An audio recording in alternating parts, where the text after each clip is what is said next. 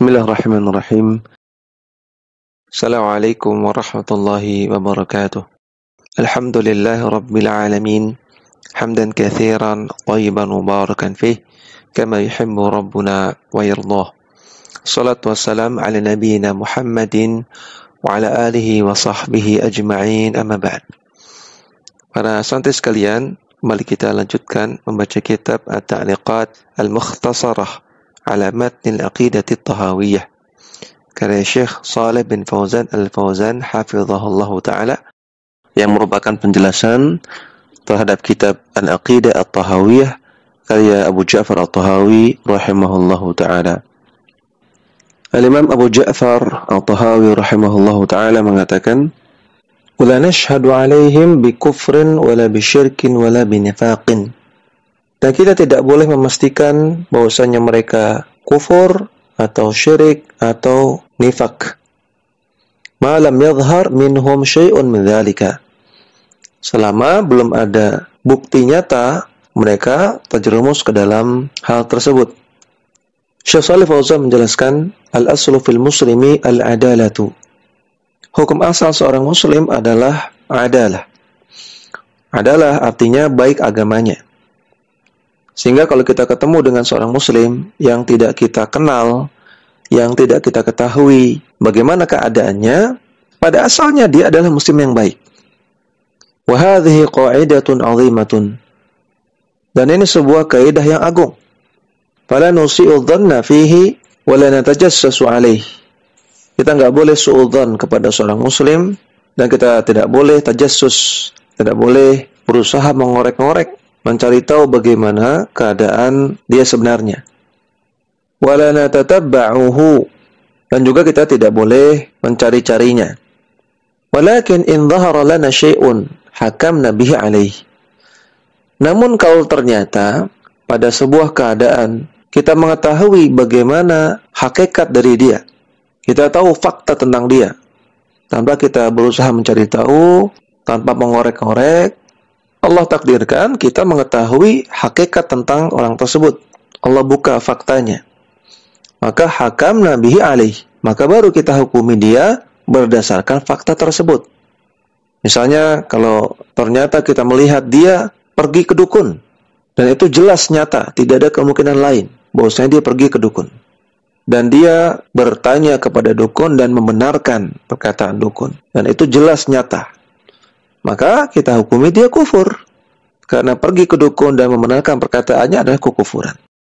Kalau ternyata kita mengetahui seseorang itu dia menyembah jin atau menyembah berhala, dan kita tahu dengan jelas, dengan nyata fakta tersebut, bukan katanya, bukan kayaknya, maka kita hukumi dia kufur. Karena menyembah jin, menyembah berhala itu kekufuran. Wa in lam yadhhar syai'un fala nusi'u dhanna bil muslimina. Namun kalau belum jelas perkaranya tentang orang tersebut, maka kita tidak boleh bersuudzon kepada sesama muslim. Hukum asal seorang muslim itu adalah dia adalah muslim yang baik. Gak boleh kita meyakini hukum asal seorang muslim itu kafir, atau hukum asal seorang muslim itu fasik. Tidak. Muslim yang baru kita kenal, atau kita tidak tahu bagaimana keadaan dia sebenarnya, bagaimana akidah dia sebenarnya, maka hukum asalnya dia adalah seorang muslim yang baik. Fanu'amiluhu bima yadhharu minhu. Kita berinteraksi kepada sesama muslim sesuai dengan apa yang nampak darinya. Wa nahnu lasna mukallifina bil bahthi 'anil nasi wat taharri 'anhum wal hukmi 'alaihim. Dan kita tidak dibebani oleh Allah Subhanahu wa taala untuk mencari-cari tahu tentang hakikat masing-masing orang, untuk taharri, untuk menelaah tentang orang per orang, dan untuk memvonis orang per orang. Lam yukallifna Allahu bidzalika. Allah tidak bebani kita untuk melakukan hal tersebut. Nah, maka silakan kaidah ini dipahami dengan baik, direnungkan dan diresapi dengan baik.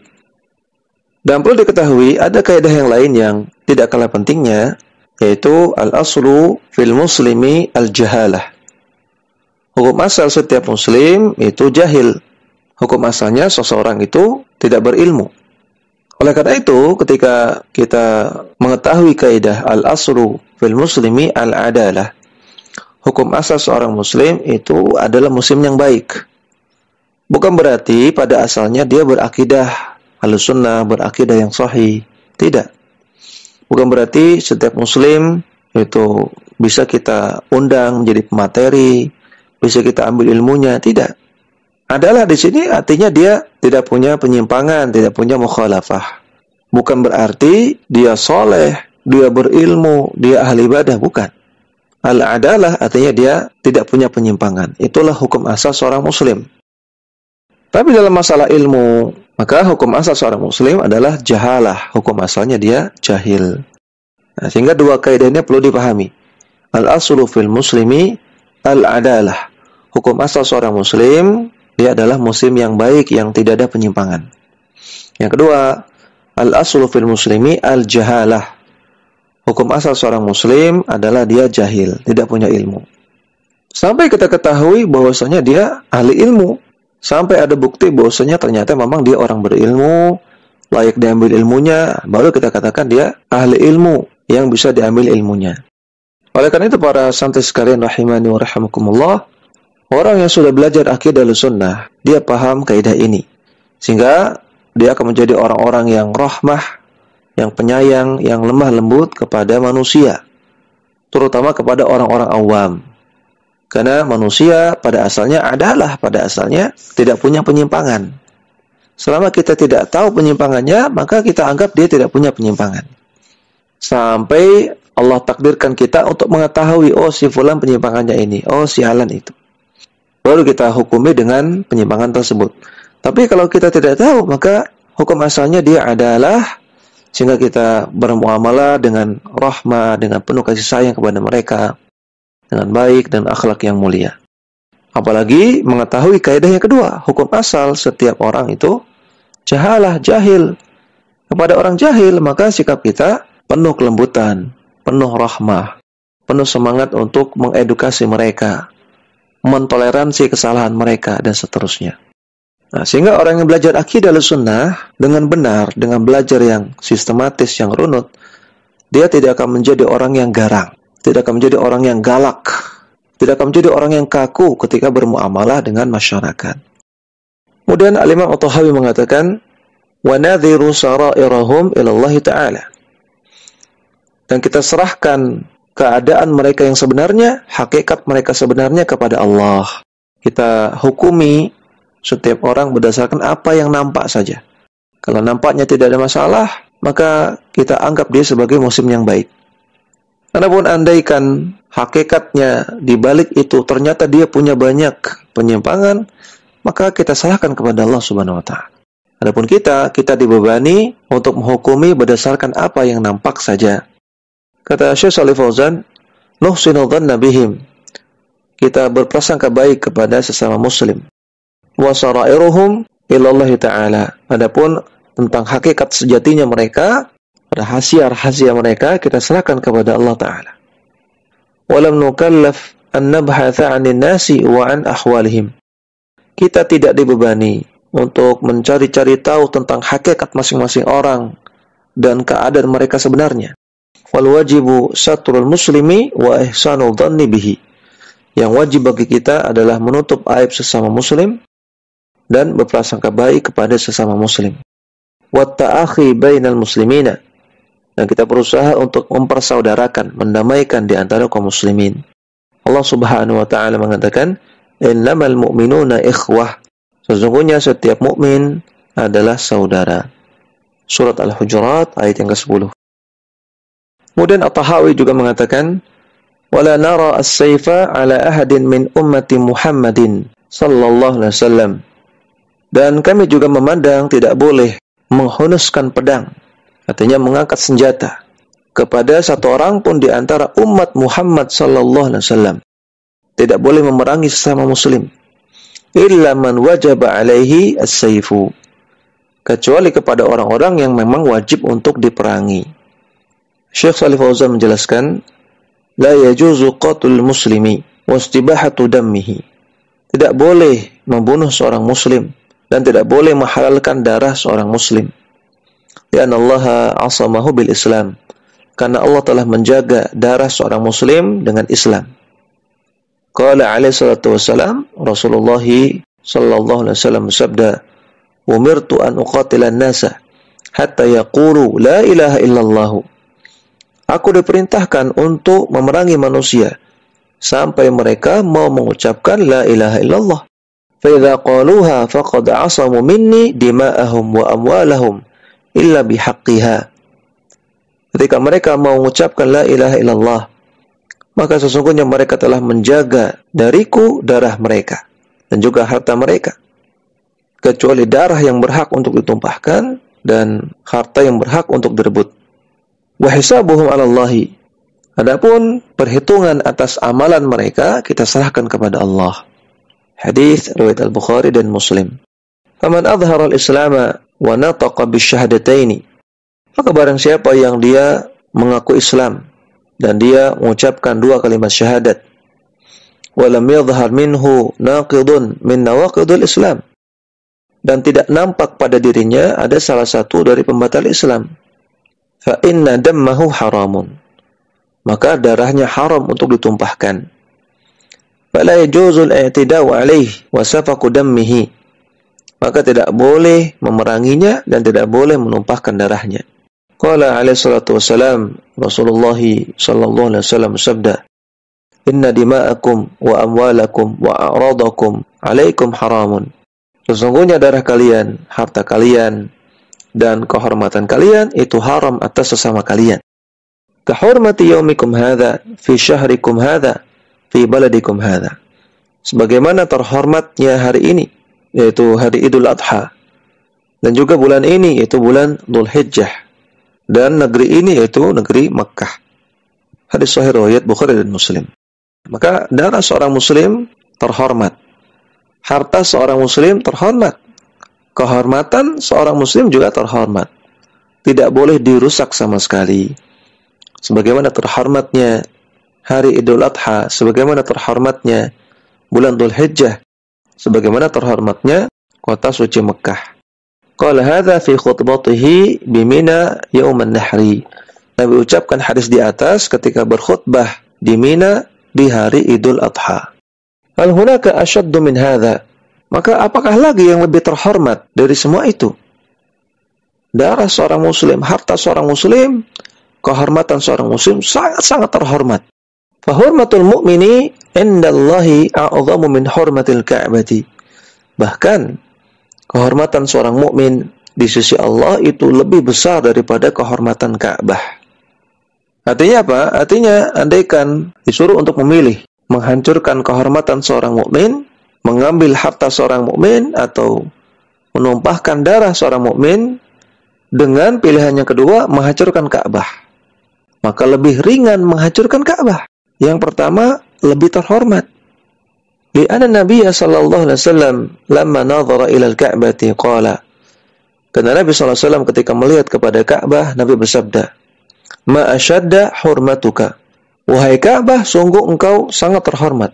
Wa hurmatul muslimi a'zamu 'indallahi min hurmatika. Namun kehormatan seorang muslim di sisi Allah itu lebih besar daripada kehormatanmu wahai Ka'bah. Atau kama qala alaihi salatu wassalam. Hadis riwayat Tirmidzi, walaupun hadis ini mauquf kepada Abdullah bin Umar, artinya perkataan di atas adalah perkataan Abdullah bin Umar. Wallahu a'lam. Wa jaa'a anhu alaihi salatu wassalam. Demikian juga dalam hadis yang lain dari Nabi sallallahu alaihi wasallam beliau bersabda, "La yahillu damu imri'in muslimin illa bi ihda thalathin." Tidak halal untuk menumpahkan darah seorang muslim kecuali dengan salah satu dari yang tiga. Nah, ini yang dimaksud dengan menumpahkan darah dengan hak orang-orang yang berhak untuk ditumpahkan darahnya. Yang pertama, ats-tsayyibuz zani, orang yang sudah tua renta namun berzina. Wa nafsu bin nafsi, nyawa dibayar dengan nyawa, artinya pembunuhan. Wa tariku lidinihi al-mufariqu lil jama'ati, dan orang yang keluar dari agamanya dan memisahkan diri dari al-jamaah, maksudnya orang yang murtad. Maka tiga orang ini berhak dihukum mati.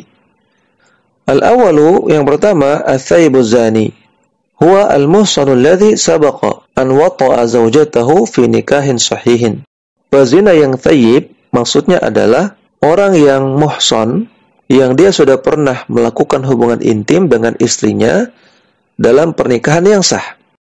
Wa huma aqilani balighani hurrani. Dan suami istri tersebut adalah dua orang yang berakal, baligh dan merdeka. Fa idza zana rujima hatta al-maut. Kalau setelah itu dia berzina, melakukan zina dengan wanita yang tidak halal bagi dia, maka dia dirajam sampai mati.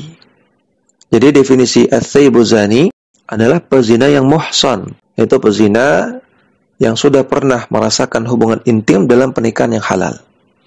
Andaikan setelah itu dia berzina, maka hukumannya adalah dirajam sampai mati.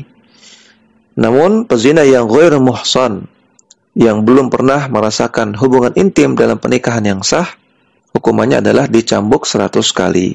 Atsani yang kedua, al-muslimu idza ta'adda 'alal muslimi.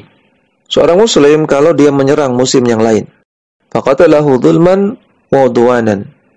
Kemudian dia membunuh muslim tersebut secara zalim dan penuh dengan permusuhan.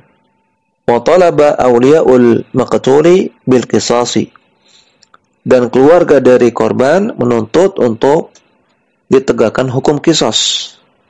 Keluarga korban tidak memaafkan, tidak menuntut diat, tapi menuntut qisas. Maka fayuqtalu, maka sang pelaku dibunuh, dihukum mati. Allah Subhanahu wa taala mengatakan, "Ya ayyuhalladzina amanu kutiba 'alaikumul qisasu fil qatla." Wahai orang-orang yang beriman, telah diwajibkan atas kalian untuk menegakkan hukum qisas terhadap pelaku pembunuhan. Al-Baqarah ayat 178. Ai fardun 'alaikum, maksudnya wajib bagi kalian untuk menegakkannya.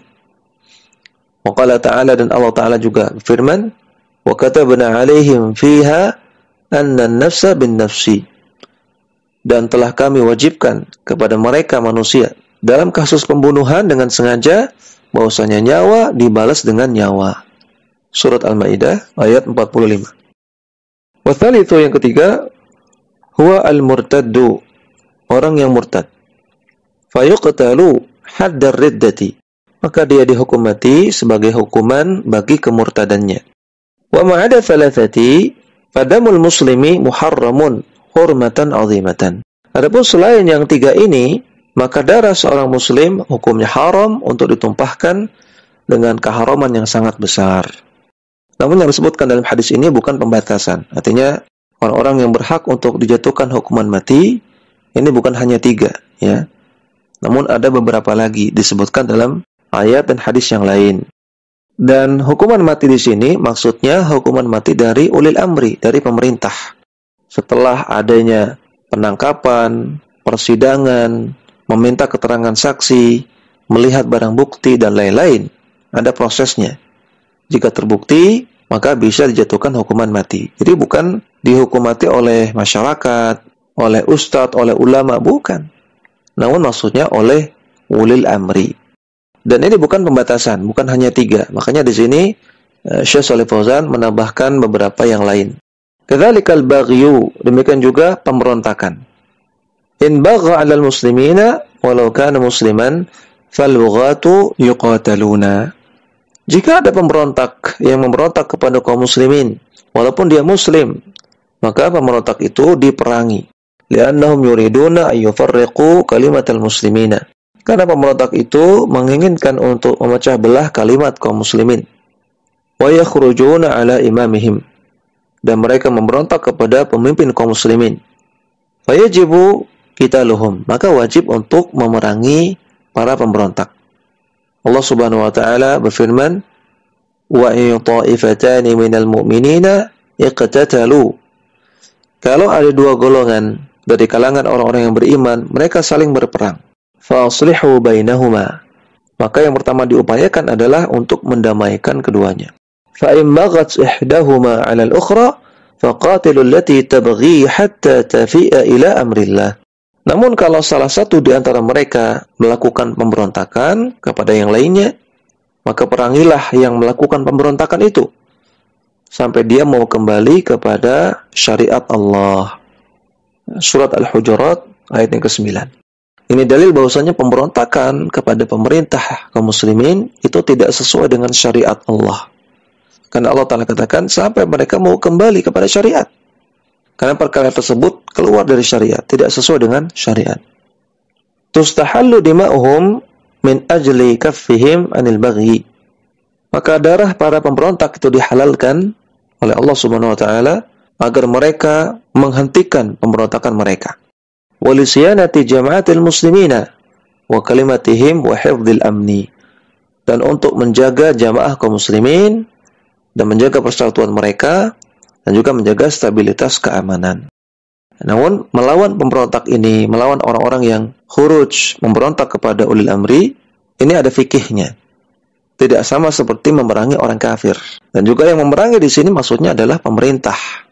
Dan fikih masalah ini dijelaskan dalam kitab-kitab fikih. Wakadzalika tustabahu dima'u quta'it tariqi. Demikian juga dihalalkan darahnya para perampok. Allah Subhanahu wa taala berfirman, "Innama jazaa'ul ladzina yuharibuna Allah wa rasulahu wa yas'auna fil ardi fasadan ay yuqattalu aw yusallabu aw tuqatta'a aydihim wa arjuluhum min khilaf aw yunfaw minal ardi." Sesungguhnya balasan bagi orang-orang yang memerangi Allah dan Rasul-Nya dan membuat kerusakan di atas muka bumi. Kata para ahli tafsir, orang yang membuat kerusakan di atas muka bumi ini maksudnya adalah para ta'ut tariq, para perampok. Hukumannya adalah mereka dibunuh, dihukum mati, atau disalib, atau dipotong tangan dan kaki mereka secara bersilangan, atau mereka diasingkan ke negeri yang jauh. Surat Al-Maidah ayat 33. Fajaza'uhum ala hasbi jaraimihim. Maka balasan mereka itu sebanding dengan fatalitas kejahatan mereka. Kata Syekh Abdurrahman bin Nasir As-Sa'di dalam tafsir As-Sa'di, beliau mengatakan, yang dimaksud ayat ini adalah orang-orang yang mengganggu masyarakat dengan perampokan, perampasan, dan pembunuhan. Jika mereka membunuh dan merampas harta, maka hukumannya dibunuh dan disalib, dihukum mati dan disalib. Jika mereka hanya melakukan pembunuhan saja, maka hukumannya adalah dihukum mati saja, tanpa disalib. Jika mereka hanya merampas harta saja, tanpa membunuh, maka hukumannya dipotong tangan kanan dan kaki kirinya. Min khilaf, bersilangan. Tangannya sebelah kanan, kakinya sebelah kiri. Jika mereka hanya membuat ketakutan, membuat teror, berarti teroris, maka hukumannya diasingkan ke tempat yang jauh. Ini penjelasan Syekh As-Sa'di rahimahullah. Fahaulai ahallallahu qatlahum. Maka orang-orang di atas Allah bolehkan untuk diperangi, untuk dihukum mati. Lidaf'i syarrihim wa udwanihim. Untuk mencegah keburukan mereka dan permusuhan yang mereka lakukan. Demikian yang bisa kita baca. Mudah-mudahan apa yang kita baca bermanfaat dan bisa kita renungkan banyak sekali faedah agar bisa kita amalkan dalam kehidupan sehari-hari. Wassallallahu ala nabiyyina Muhammadin wa ala alihi wa sahbihi wasallam.